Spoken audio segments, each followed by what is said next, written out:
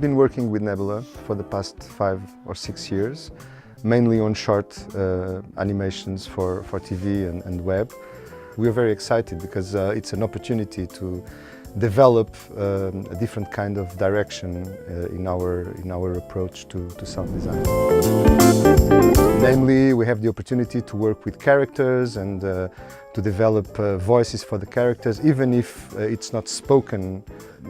There is no real dialogue. The characters still have voices and they should be recognizable. When we start our first discussions about the project, we have defined a few directions for the sound, and the references were mainly in the direction of Tech Savory, Looney Tunes. We talked about Tasmanian Devil, we talked about Road Runner, because those are characters that have very characteristic voices that are not spoken. There is no real dialogue, but anyone can recognize the sounds of those voices, and that's kind of what we are going for. Inspired by the Tasmanian Devil, we tried some electrical saws to modulate the voice of the animals. So we get these hybrid sounds, mechanic and organic. We experimented with a range of, so always starting from the electric saw, we experimented with a range of other sounds that we can modulate, and we also use human voice, but you can't, you can't recognize any of it.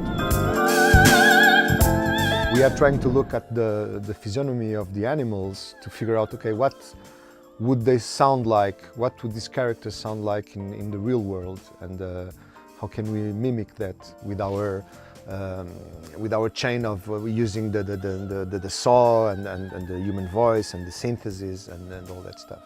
We also used some synth sounds for the ambience and trying to do the same thing for the space, the size of the environment. Oh, yeah, because I forgot to mention that the animals are very different in size. We have the very small fly and huge terrible things, and their voices have to reflect that dimension. Yes. And then the same happens for the space. For the space, yes. And the distance. Yeah. And the distance. Steve's score is amazing and is really close to the image, to the animation. Many sounds that we could use to illustrate the movement are already in the score. We can of course reinforce it, but it's just a question of giving some depth to the overall score.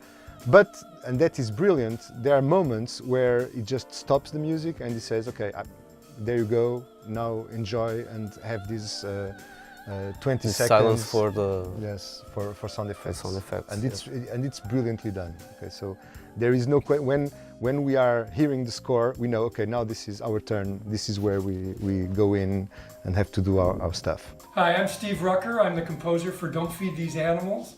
I really fell in love with the animation, the characters, the whole atmosphere and texture of the film. And the number one challenge with scoring this film is the fact that there's no dialogue.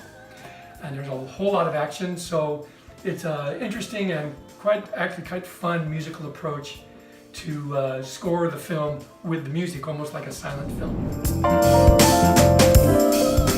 My name is Gabriela, and I arrived at Ergonoise just a few months ago, and I didn't expect all the cool things I'd be working on.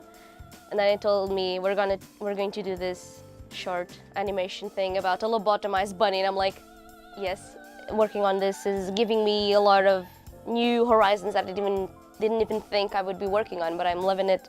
And because I'm used to working with my voice, I also had a chance to voice some of the characters, some of the creatures that appear in the short, and that was really exciting and really fun. And then manipulating my voice to sound like monsters is like so awesome. Sound like monsters everywhere. It's fun.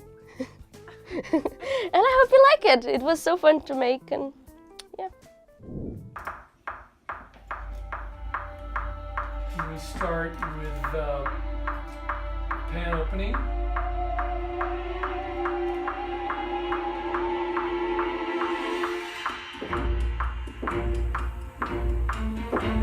So coming up with something something kind of mysterious yet little activity. And off we go.